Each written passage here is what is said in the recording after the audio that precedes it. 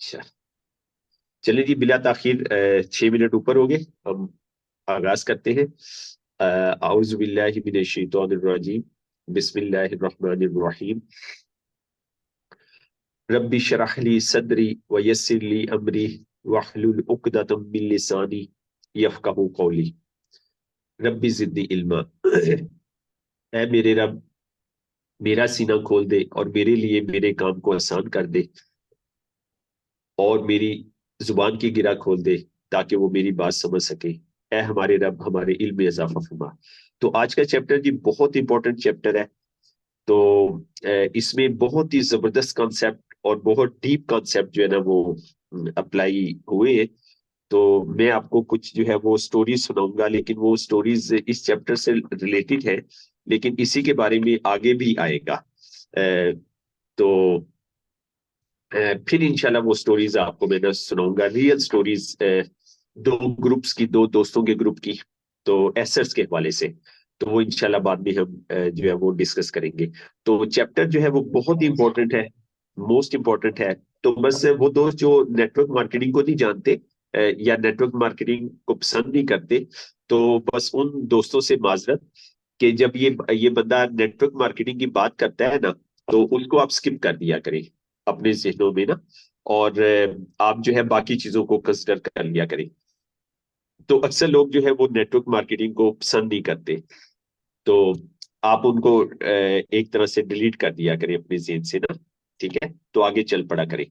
तो बहरहाल आज का जो चैप्टर है वो एसेट्स को बड़ा अच्छा एक्सप्लेन किया, और नेटवर्क मार्केटिंग को भी उसने जो है वो एक्सप्लेन किया है।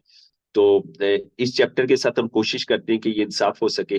तो पहला पहला जो मैंने क्या किया कि इस दफा मैंने पॉइंट्स लिख लिए इस चैप्टर के ना। तो चैप्टर है, it's not about income, it's about asset that generate income. तो ये आमदनी के बारे में नहीं है, ये असासों के बारे में है जो आमदनी बनाते हैं। तो असासों की बात जो है वो कर रहा है। तो वो ये कहता है कि लोग जो है, लोगों का पहला सवाल ये होता है कि हम नेटवर्क मार्केटिंग में काम करें तो कितनी तनख्वाह मिलेगी ना। तो वो कहते हैं ये उनका ये हैरत की बात नहीं है। ठीक है, वो ये सवाल इसलिए कर रहे होते कि क्योंकि वो ई और एस में रह रहे होते हैं। तो ई और एस का जो फोकस होता है ना वो आमदनी के बारे में होता है। ई और एस जो है ना वो ये चाहते हैं कि हमारी आमदनी बढ़े ना, कैसे हमारी आमदनी बढ़े। और वो ई और एस वाले ना अपनी सारी जिंदगी आमदनी को बढ़ाने के बारे में ही जो है वो उनका फोकस होता है। तो इसको फिर वो एक्सप्लेन करता है कि ये ना आगे वो कहता है कि 1 घंटा काम करो। फर्ज किया आपने $2 कमा लिए, 2 घंटे काम किए, $4 कमा लिए। तो इसको वो एक और बुक में रैट रेस की मिसाल देता है। तो रैट रेस, ठीक है, चूहे की दौड़। ठीक है। आपने वो गेम देखी होगी, वो एक सर्कल सा होता है, उसमें चूहा दौड़ रहा होता है, चूहा तेज तेज दौड़ रहा होता है, लेकिन वो सर्कल मूव कर रहा होता है, चूहा वहीं पे रहता है। ठीक है, तो रैट रेस कि रैट की रेस, रैट रहता चूहा वहीं पे है।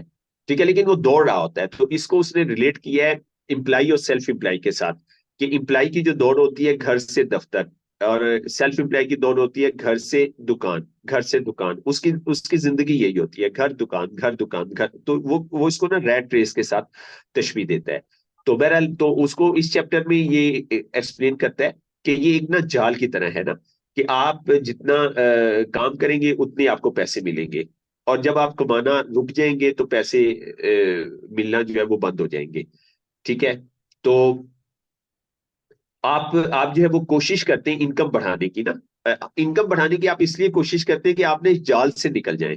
तो यहाँ पे वो एक्सप्लेन करता है, वो ये कहता है कि आपको, आपका ये ख्याल होता है, आपका ये यकीन होता है कि हम ज्यादा काम करके इनकम ज्यादा बढ़ा लेंगे, फिर हम इस जाल से हमारी ना जान छूट जाएगी। ठीक है, तो इससे हमारी ना जान छूट जाएगी। तो अच्छा, तो वो कहते हैं कि आप जितनी ज्यादा इनकम बढ़ाने की कोशिश करते हैं ना, उतने ज्यादा इस जाल में जो है वो आप धंसते जाते हैं। तो फिर वो बी और आई के बारे में थोड़ी बात करता है। बी और आई वाले जो है वो आमदनी कमाने के लिए नहीं, बल्कि अपने असासे बनाने के लिए काम करते हैं, ताकि वो अपनी आमदनी को असासों की मदद से बढ़ा सके। बी और आई का जो माइंडसेट है ना, ये डिफरेंट, बिल्कुल इंटायरली डिफरेंट होता है। उनका जो फोकस ई और एस वालों का जो फोकस होता है इंक्रीज द इनकम के ऊपर होता है। बी और आई वाले जो है बिजनेस और इन्वेस्टर, उनका जो फोकस होता है वो इनकम पे नहीं होता, वो उनका फोकस होता है एसेट बिल्ड करने पे। और एसेट बिल्ड वो इसलिए कर रहे होते हैं कि उनसे रेगुलर इनकम जो है वो आना शुरू हो जाए। ठीक है, तो उनका फोकस जो है वो ये होता है। फिर आगे वो बड़ा अहम पॉइंट बताता है एसेट की जो है ना वो तारीफ करता है। अहम जुज ये है कि लोग ख्याल करते हैं असासे सिर्फ असासे नहीं होते, बल्कि ये वाजबात होते हैं। तो इस पॉइंट को थोड़ा सा हम एक्सप्लेन कर लेते हैं, और मैं चाहूंगा कि आप इसको डीपली अंडरस्टैंड करें और इसको आप अपनी आम रोजमर्रा की जिंदगी पे अप्लाई करें। तो इस एसेट्स और लायबिलिटीज की तारीफ एक चार्टर्ड अकाउंटेंट से ही कर सकता है, एक एमबीए सही कर सकता है, एमकॉम सही कर सकता है। लेकिन आपको ये बात सुन के हैरानगी होगी कि वो भी बेचारे दे आर ट्रैप्ड। ठीक है, आला तरीन फाइनेंशियल डिग्री लेके वो ट्रैप हो गए।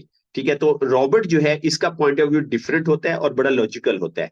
मसलन ये कहता है कि घर जो है ना ये आपका एसेट नहीं है, जबकि अकाउंट्स की एसेट और लायबिलिटी की तारीफ ये इस तरह करता है कि एसेट वो चीज है जो आपकी जेब में पैसे लेके आए, लायबिलिटी वो चीज है जो आपकी जेब से पैसे निकाले। सिंपल से इसने तारीफ दी। वो दोस्त या वो पार्टिसिपेंट जिन्होंने जो है वो कॉमर्स नहीं पढ़ी हुई, ठीक है, तो उनके लिए सिंपल सी तारीफ है। तो आप इसे ना फाइनेंशियल पढ़े हुए लोगों को भी डील कर सकते हैं।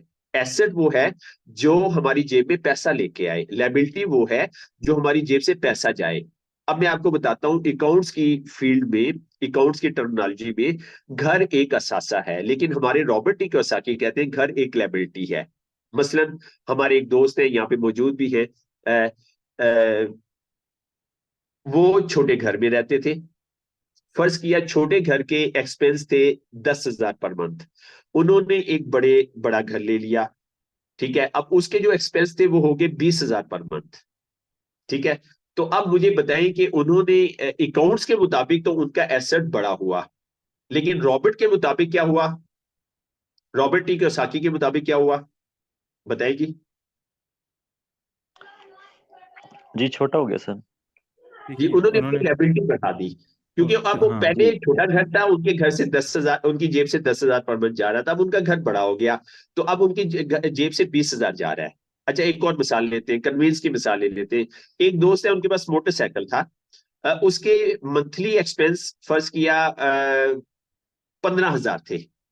तो अब उन्होंने क्या किया, उन्होंने अब ये मोटरसाइकिल अकाउंट्स की टर्मिनोलॉजी में एसेट है, अब उन्होंने क्या किया, गाड़ी ले ली, छोटी गाड़ी ले ली। छोटी गाड़ी के जो एक्सपेंस थे वो 30,000 हो गए। ठीक है, अब अकाउंट्स की नजर में ये गाड़ी जो है वो एसेट है। तो अब पहले उनकी जेब से मेंटेनेंस में और पेट्रोल एक्सपेंस सारी चीजों में 15,000 जा रहा था, अब उनकी जेब में जेब से 30,000 जा रहा है। तो उन्होंने क्या चीज बढ़ाई, अपनी एसेट बढ़ाई या लायबिलिटी बढ़ाई? लाइबिलिटीज। लायबिलिटीज बढ़ाई। तो आम रोजमर्रा की जिंदगी में लोग ये बात नहीं समझ पाते, जिसकी वजह से वो फाइनेंशियली तरक्की नहीं कर पाते। अब इसका हम कुछ पहलू डिस्कस कर लेते हैं कि घर उन्होंने देखे, मेरा घर जिस घर में मैं रहता हूँ वो एसेट है, मेरा घर लायबिलिटी नहीं है।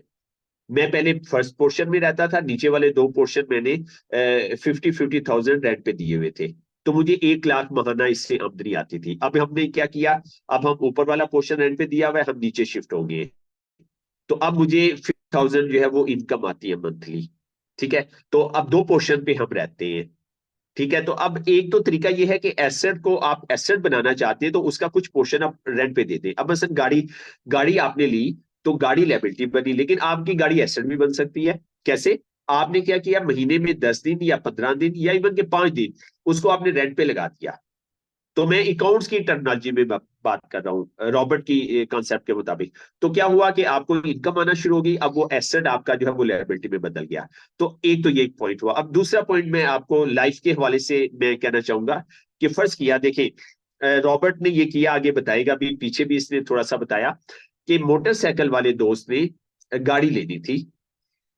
ठीक है, फर्ज किया गाड़ी आई 10 लाख रुपए की। तो अब मोटरसाइकिल वाले दोस्त को क्या चाहिए था, उसको चाहिए था गाड़ी की ख्वाहिश को कुछ साल के लिए दबा दे, काबू में रखे, और वो जो 10 लाख की गाड़ी लेनी थी उसको कहीं इन्वेस्ट करे। ठीक है, उसको इन्वेस्ट करे, उससे जो प्रॉफिट आए उसको जमा करके गाड़ी ले। तो अब क्या होगा कि उसकी असल जो रकम है वो बची रहेगी, उसको थोड़ा सा सब्र करना होगा। अब वो क्या है, गाड़ी नहीं, वो गाड़ियां ले सकता है। एक गाड़ी ले ली, एसेट से इनकम आ रही है, बेशक एक और गाड़ी ले ले, बेशक एक और गाड़ी ले ले।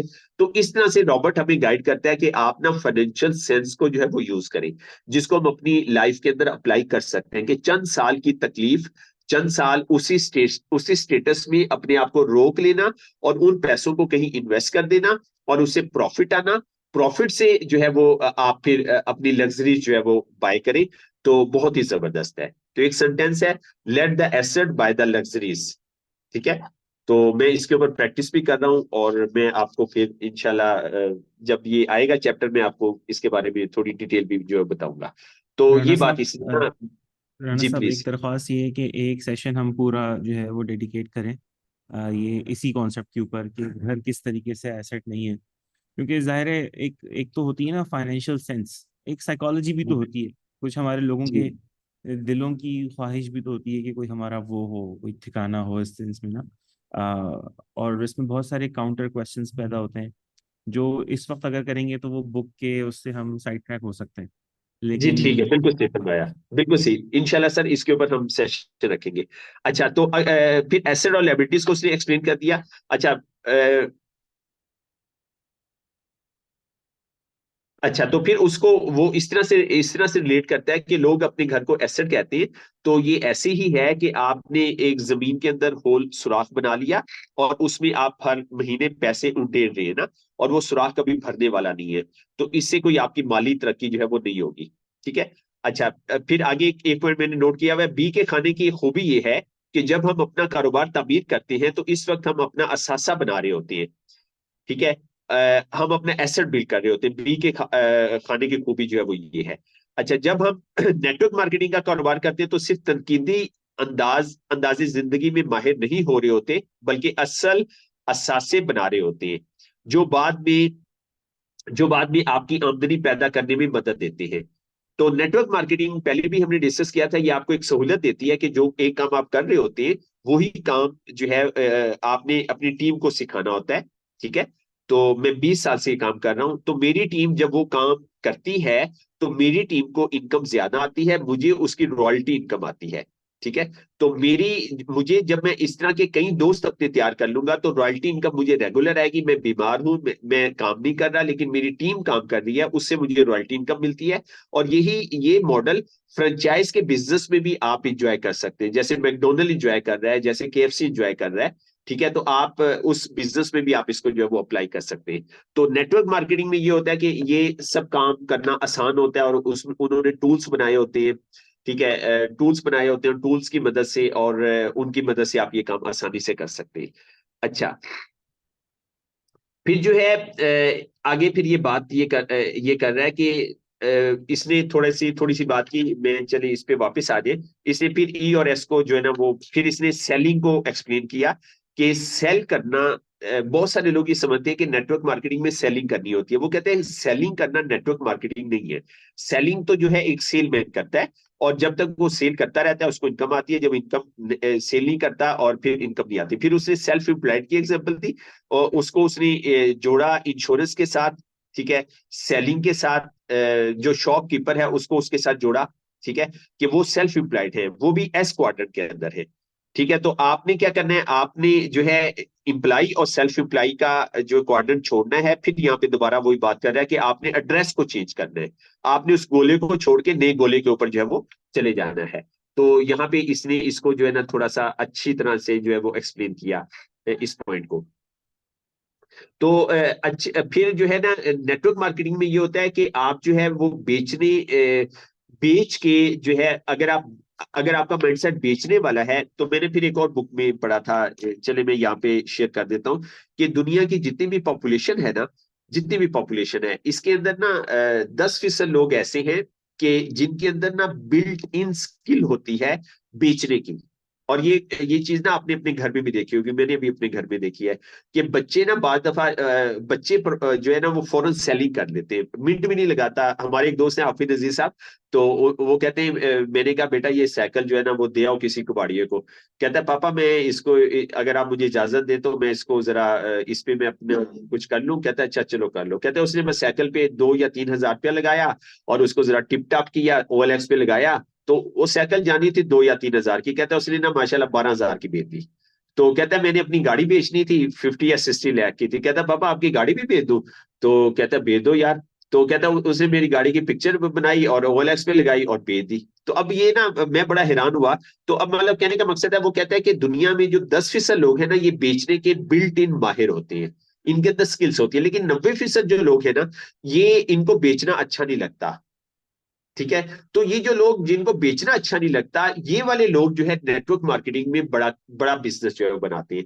जिनको बेचना अच्छा लगता है वो नेटवर्क मार्केटिंग में छोटा बिजनेस जो है वो बनाते हैं। वो भी बिजनेस बनाते हैं लेकिन एक लेवल एक सतही बिजनेस बनाते हैं, दूसरे लोग जो है ना वो बड़ा बिजनेस बनाते हैं। अच्छा, तो ये यहाँ पे बात हुई। फिर जो है इसमें तरबियत का बहुत ज्यादा जो है ना वो रोल होता है, तरबियत की बहुत बहुत ज्यादा अपॉर्चुनिटीज होती हैं। तो अच्छा, फिर अब इसमें एक कंसेप्ट में आपसे शेयर करना चाहूंगा, मैंने इसको हाईलाइट किया। उसने एग्जांपल दी कि आपने $1 लाख की रियल स्टेट खरीदी और उसको आपने $2 लाख का बेच दिया। तो ये जो 1 लाख आपको मिला है ये आपका मुनाफा नहीं है, इसको वो कहता है कैपिटल गेन। कैपिटल गेन होता है कि आपने सरमाए से जो चीज हासिल की, तो ये कैपिटल गेन है। तो वो उसने बड़ा प्यारा सेंटेंस लिखा, मिस सफा ने शायद वो ग्रुप में भी शेयर किया, बहुत जबरदस्त सेंटेंस है। वो कहता है you had to shoot the asset to get the money. तो ये हम अक्सर लाइफ में कर रहे होते हैं कि हम अपने एसेट को ना शूट कर देते हैं, एसेट को शूट कर देते हैं पैसा कमाने के लिए। ठीक है, तो आपने एसेट को शूट किया है, तो वो फिर आगे उसे एक्सप्लेन करता है ये ऐसे ही है कि जैसे आप दूध देती हुई गाय को बेचे, तो मैं ये कह रहा हूं कि आप दूध को सेल करें और आप दूध को बढ़ाएं। ठीक है। तो रॉबर्ट कियोसाकी का जो फोकस है वो ये कहती है कि प्रॉपर्टी की जो गेन है, प्रॉपर्टी की जो सेल है, उससे तो आपको जो इनकम आप जिसे इनकम कहते हैं इनकी डिक्शनरी में वो इनकम है ही नहीं। ठीक है, वो इनकम नहीं है। तो आपका फोकस ये होना चाहिए कि जो आपके पास प्रॉपर्टी है, इवन घर है, जो भी चीज है, उसकी जो रेंटल इनकम है ना उसको आप जो फोकस करें, आप इस पे ध्यान लगाएं कि आप रेंटल इनकम को कैसे बढ़ा सकते हैं, तो इससे आपका कैश फ्लो बढ़ेगा। और जो कैपिटल गेन है ना, उसने उसको कैपिटल गेन क्यों कह दिया, वो असल में ये कहना चाह रहा है कि प्रॉपर्टी को बेच के जो आपने मुनाफा लिया, वो ये हमें समझाना चाह रहा है इस मुनाफे को आप अपनी जरूरियात में इस्तेमाल नहीं कर सकते, यू आर नॉट अलाउड। ये एसेट का गेन है, तो इसको एसेट में ही लगना चाहिए। ठीक है, अगर आप ऐसे करेंगे तो हमारी मिसालें मौजूद है हमारे माशरे में बहुत सारी। ठीक है, देखिए चले बात आ गई, दो तरह की इनकम ना, दो तरह की इनकम, एक विरासती दौलत, विरासती पैसा, और दूसरा ससुराल की तरफ से जो चीजें मिलती है। विरासती पैसा माँ बाप की तरफ से मिलता है और जो जहेज है वो ससुराल की तरफ से मिलता है। ये दोनों इनकम जो है ये आपकी नहीं होती, और इसको अक्सर लोग संभाल नहीं पाते क्योंकि ये आपकी वैल्यू से ऊपर आपको चीज मिल रही होती है। ठीक है, तो आप अक्सर क्या होता है, विरासती आपके एरिया में मिसालें होंगी, विरासती जमीन थी, क्या जी मैं इसको बेच के मैं कारोबार करता हूँ, और बेच के कारोबार किया, पता चला जमीन भी गई और कारोबार भी गया। तो ये बिल्कुल ना गलत कॉन्सेप्ट है, तो लाइफ में कभी भी ऐसे नहीं करना चाहिए। मैं कैपिटल गेन को एक्सप्लेन करना चाह रहा हूँ। तो कैपिटल गेन देखिए, सियाने क्या कहते हैं, पुत्र जमीन का पैसा जमीन च ही लाइदा है। ठीक है, तो अगर आप जिंदगी में ये असूल अपना लेते हैं ना, तो आपको तरक्की करने से दुनिया की कोई ताकत नहीं रोक सकती। एक फैमिली आई तो माशाल्लाह यंग लोग थे, यंग बच्चे थे, बाप फौत हो गए थे उनके, तो मेरे पास आए, ट्रैवल करके आए थे, तो मुझसे मशवरा किया कि हम गाँव की जमीन बेच दें। तो मैंने उन्हें एजुकेट किया, समझाया, और फिर अल्हम्दुलिल्लाह शुक्र है अल्लाह का कि उन्होंने बात मानी। तो मैंने उन्हें कहा कि आप जो है ना, आपको किसने रोका है प्रॉपर्टी और बनाने से, आप आए इधर काम करें और पैसा कमाएं, उससे आप प्रॉपर्टी बनाएं। तो बहरहाल उन यंगस्टर्स ने माशाल्लाह ऐसे किया, अपनी गांव की जमीन जो है वो इसी तरह रखी। मैंने कहा उसको आप बेहतर है जेल से निकाल दें और हो सके तो उसको आप लीज पे कर दें, ठेके पे लगा दें, वो आपको इनकम आती रहेगी, उससे आपका किचन चलता रहेगा। आप अपना फोकस करें। कहते हैं जी हम प्रॉपर्टी का बिजनेस करना चाहते हैं। मैंने कहा ठीक है, आप करें प्रॉपर्टी का बिजनेस। तो माशाल्लाह मतलब रोल मॉडल है मेरे लिए वो दोनों नौजवान। तो वो इधर आए, उन्होंने बिजनेस किया और चंद सालों के बाद क्या हुआ कि जो गांव की जो जमीन थी वो ऐसा जंप लगा, वो बहुत ज्यादा हाई होगी। और उन्होंने क्या किया, यहाँ पे प्रॉपर्टी का बिजनेस किया और बिजनेस करके यहाँ पे उन्होंने 2-3 प्लाट अपने बना लिए। तो अब क्या हुआ कि उनकी अब वैल्यू इंक्रीज हो गई, उन्होंने खुद प्लाट बना लिए। तो अब उनको जो विरासत में पैसा मिला था, विरासत में जो दौलत मिली थी, अब वो उसको संभालने के चांसेस बढ़ गए, क्योंकि उन्होंने खुद कमा के प्लाट बना लिए थे। अगर वो अपनी विरासती जमीन बेच के बिजनेस करते, उनकी उन्होंने कभी भी वैल्यू बिल्डिंग का जो प्रोसेस था वो शुरू नहीं करना था, और आज शायद उनके पास गांव की भी जमीन ना होती। तो उन नौजवानों ने बहुत अच्छा फॉलो किया। मैं मतलब उनका शुक्रिया भी अदा उनको किया। मैं इनका बहुत शुक्रिया आपका। तो अभी वो गाहे बगाहे जो है ना वो आती रहती है फैमिली, तो वो सही ट्रैक के ऊपर। तो कहने का मकसद है कि ये जो दो तरह की आमदनी है ना, एक विरासती जो हमें मिलती है और जो ससुराल से जो चीजें मिलती हैं, तो ये अक्सर लोग ना संभाल नहीं पाते, क्योंकि ये उनकी ना वैल्यू से अबव होता है, वैल्यू से अबव होता है। तो मैं आपका फोकस करवाना चाहूंगा। देखिए दो चीजें हैं ना, एक है इनकम को बढ़ाना, एक है वैल्यू को बढ़ाना। तो मैं आपका फोकस करवाना चाहूंगा, increase your value, increase your value. Income के पीछे भागना बंद कर दें। इनकम के पीछे इतना भागे कि आपकी दाल रोटी चल रही है, बस शुक्र अदा करें। अब आप वैल्यू के पीछे भागना शुरू कर दें। ठीक है, वैल्यू के पीछे भागे तो वैल्यू, जब आप वैल्यू बिल्ड करना शुरू करेंगे ना, तो आप यकीन कीजिए कि इनकम आपके पीछे पीछे आना शुरू हो जाएगी। आपका फोकस वैल्यू बिल्डिंग हो, तो आपकी जो है वो इनकम ऑटोमेटिकली पीछे भागेगी। तो इनकम को, साली को हमने पीछे लगाना है। ठीक है, मैं चाहूंगा सारे के सारे सेल्फ एम्प्लॉयड जो है इनकम को पीछे लगाएं।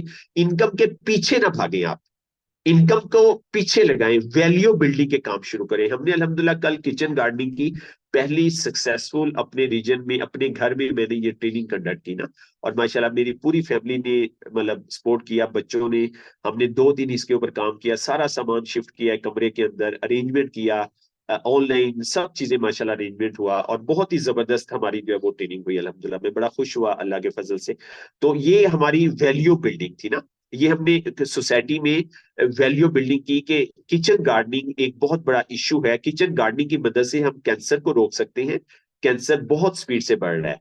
हम joints pain, sugar, blood pressure, बहुत सारी बीमारियों को रोक सकते हैं। हम अपनी अपनी नेशन को डिप्रेशन की मेडिसिन से रोक सकते हैं। ठीक है, तो किचन गार्डनिंग जो है एक बहुत जबरदस्त एक्टिविटी है, और हमारा टारगेट है ये हर घर के अंदर पेनिट्रेट हो जाए, हर घर में, हर फैमिली इसको शुरू कर दे। फूड क्राइसिस आ रहा है बहुत सीवियर, तो फूड क्राइसिस को आप और हम काउंटर करें। और हमने अपनी फैमिली का टारगेट रखा हुआ है कि हमने अब इसमें कितने साल लगते हैं कुछ पता नहीं, कि हमने कोई चीज बाजार से नहीं खरीदनी, सब चीजें अपनी बनानी है। तो माशाल्लाह मेरे भाई भी इसके ऊपर काम कर रहे हैं, मैं भी। हमने खुराक का कंट्रोल हासिल करना है। जैसे हमने पहले एक चैप्टर पढ़ा, it's time to take control, वो तो इनकम की बात कर रहे थे। तो हम कोशिश कर रहे हैं कि हर शोबे में हम कंट्रोल अपना हासिल करें। ठीक है, तो हम खुराक में इंडिपेंडेंट हों। हमारी फैमिली बाजार से इंपोर्ट करके अपने घर में खुराक ना लाए, इसके ऊपर हमने काम शुरू कर दिया। हाँ, हम एक दो फैमिलीज को फीड देने वाले बने, खुराक देने वाले बने, हम इस काबिल हो। तो जब हमारी फैमिली इंडिपेंडेंट होगी ना, तो इस तरह से छोटे छोटे यूनिट्स हम बनाते जाएं। तो कोई इसमें कोई मुझे शक नहीं है कि बहुत जल्द हमारा मुल्क जो है वो खुशहाल हो जाएगा। तो बहरहाल, तो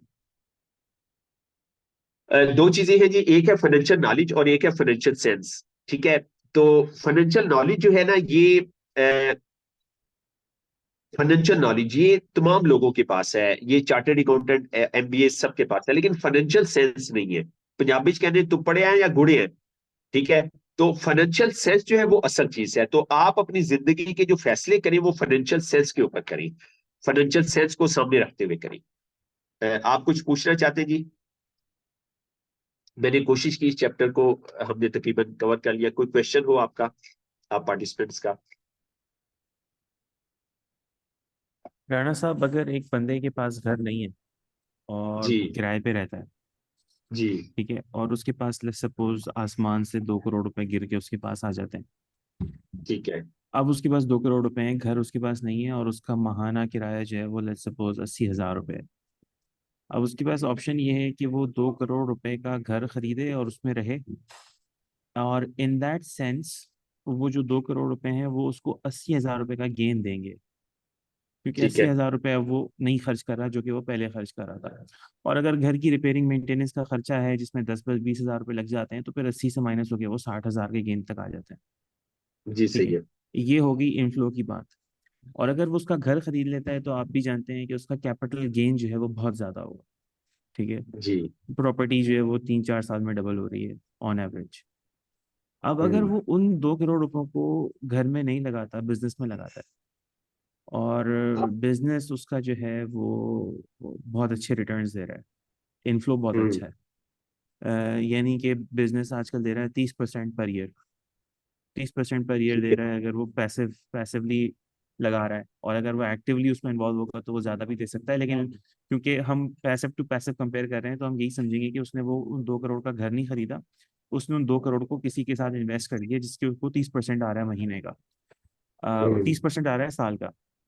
अब 2 करोड़ का 30% साल का बनता है 60 लाख रुपए, ठीक है। जो कि महीने का बनता है 5 लाख रुपए। तो अगर ठीक वो है। घर खरीदता तो उसको फायदा होता 80 हजार रुपए का, उसने हम्म। इन्वेस्ट कर दिया तो उसको फायदा हो रहा है 5 लाख का। हम्म। और 5 लाख में से माइनस कर दें 80 हजार रुपए, क्योंकि किराया तो वो देगा ना, किराया तो वो अभी भी हम्म। देगा, तो 4 लाख जी। का उसको फायदा हो रहा है। लेकिन इस केस में कैपिटल गेन कोई नहीं है। हम्म। तो इन दैट सेंस ऐसा बंदा जिसके पास बुनियादी तौर पे एक घर भी ना हो, उसके लिए तो घर खरीदना एसेट है ना, या नहीं है उसके लिए भी? जी ऐसे वैसे ही फरमा रहे हैं, बस अब इसमें ना साथ भी बहुत सारे कॉन्सेप्ट मिक्स हो रहे हैं। तो ये बुरी बात नहीं है, वो रेंट पे रह रहा है तो उसे बेहतर है कि वो ना अपना घर खरीद के और अपने एक्सपेंस को वो जीरो कर ले। ठीक है। हम्म। और ये भी हो सकता है कि फर्स्ट की अगर उसने 2 पोर्शन का घर ले लिया, तो 2 पोर्शन का घर ले लिया तो वो एक पोर्शन को रेंट पे लगा ले। फिर ये भी हम्म। हो सकता है कि उसको 2 पोर्शन का घर ना मिले, एक पोर्शन का घर मिले, तो वो हम्म। पैसे अरेंज करके और अपनी जो फर्स्ट किया वो मंथली सेविंग करके वो सेकंड पोर्शन की कंस्ट्रक्शन शुरू कर दे। और हम्म। उसका फोकस हो कि मैं उस वक्त तक नहीं चैन से बैठूंगा जब तक मुझे फर्स्ट फ्लोर का मुकम्मल नहीं हो जाता, उसका मुझे रेंट नहीं आना शुरू हो जाता। हम्म। ठीक है, ये भी कर सकते हैं। फिर आपने देखा होगा साथ भी अपनी सोसाइटी में दाएं बाएं नजर डालें, अक्सर प्रॉपर्टी डीलर, प्रॉपर्टी का बिजनेस करने वाले, इवन के दूसरे बिजनेसमैन, वो किराए के घर को तरजीह देते हैं। हम्म। वो क्या कहते हैं, वो कहते हैं यार 2 करोड़ का ते ला ली है, कारोबार चलाइए यार, वो तो बहुत लगता है। ठीक है, तो बहरहाल वो तो अगर एक्टिव अपने वो एक्टिव बिजनेस में, कारोबार में होते हैं ना, तो वो जी होते हैं एक्टिव कारोबार एक्टिव में। होते हैं जी बिल्कुल। हाँ। अब एक हाउस होल्ड है, उसके पास कारोबार की स्किल्स नहीं है, तो वो हम्म। अगर 2 करोड़ कारोबार में लगा देगा तो मुमकिन है वो 2 करोड़ से भी हाथ धो बैठे। तो ज्यादा जी। बेहतर है कि वो ना घर में लगा दे। ठीक है, हम्म। वो घर के अंदर ठीक। लगा दे। अगर उसके पास स्किल्स है तो ज्यादा बेहतर है कि वो कारोबार में लगाए, उसका जो मुनाफा आता है उससे वो घर बना ले। तो अब इसमें ना ठीक। डिफरेंट अप्रोचेज है। अब मुझे जी। नहीं बात समझ आई, मैंने रॉबर्ट को बहुत पढ़ा, मैंने इसकी बहुत सारी बुक्स पढ़ी। ये क्या कहता है, ये जो है ना, किराए को मकान, घर घर को किराए पे देने वाली इनकम को ये बहुत सराहता है।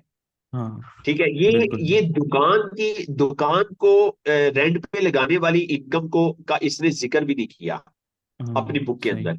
तो ये बात अभी तक सही। मैं नहीं समझ सका। मैंने इसकी इनकी सही। ऑनलाइन ट्रेनिंग्स भी ली, हमने इनकी ठीक। बुक को भी फिर ट्रांसलेट किया, दोस्त ने, ये जो आप देख रहे हैं, हमने इनको अप्रोच किया, हमने कहा जी हम आपको गिफ्ट करते हैं।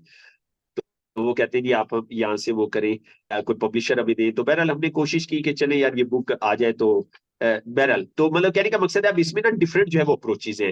तो जो अप्रोच उसको सेट बैठती है ना उसके मुताबिक जो है वो कर ले। लेकिन हम्म। अब अगर उसने ना घर में लगा लिया, अपना घर बनाया, तो मेरे ख्याल में ये बिजनेस में लगाने से बेहतर है। फिर अब एक और हम्म। अप्रोच है ना, एक होता है रिचनेस का रास्ता, एक होता है दौलतमंदी का रास्ता, दो अलग अलग रास्ते हैं ना इसको। हम्म। इसने लिखा है काफी। अब देखिए वो अगर कारोबार में लगाता है तो ये रिचनेस का रास्ता है, वो घर घर की जमीन पे लगाता है तो ये दौलतमंदी का रास्ता है। ठीक है, तो हम्म। दौलत जो है वो बढ़ेगी। मुमकिन है वो उसने दो हम्म। करोड़ का घर लिया और वो घर जो है 1 साल के बाद फर्ज किया वो 2.5 करोड़ का हो गया। उस घर वो कैपिटल गेन है, प्रॉफिट नहीं उसे कह रहे।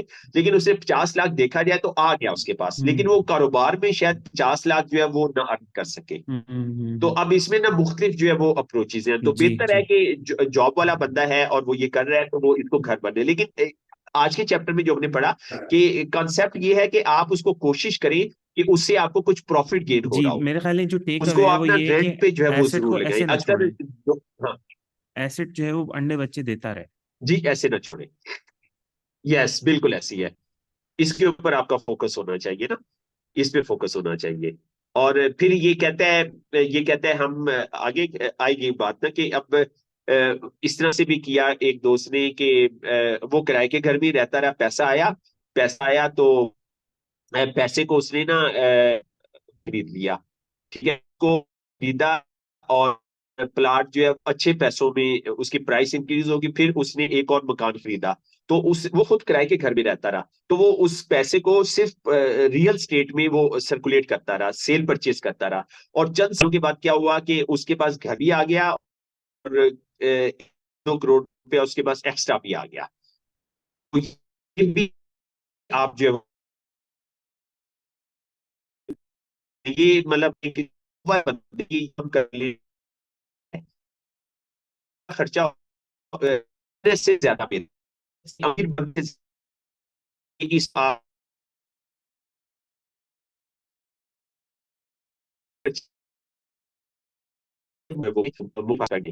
चलिए बहुत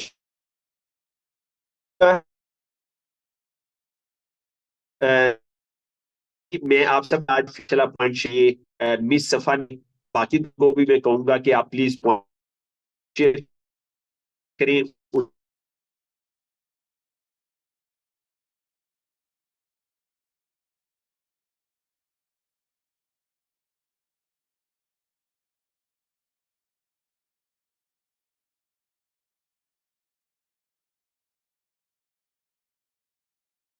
आएगा भी तो ये है रियल वर्ल्ड एजुकेशन, इसको रॉबर्ट कहता है रियल वर्ल्ड एजुकेशन, हकीकी दुनिया की तालीम। तो आपने ट्रेडिशनल एजुकेशन के लिए कई साल निकाले हैं, कई साल आपने इन्वेस्ट किए हैं, 16-16 साल या 14-14 साल आप पढ़ चुके हैं ना, और आप डेडिकेशन के साथ फोकस के साथ आप स्टडी करते थे ना, तो उस वजह से आप आज यहाँ पे हैं। तो ये उससे थोड़ा डिफरेंट एजुकेशन है, तो इसके लिए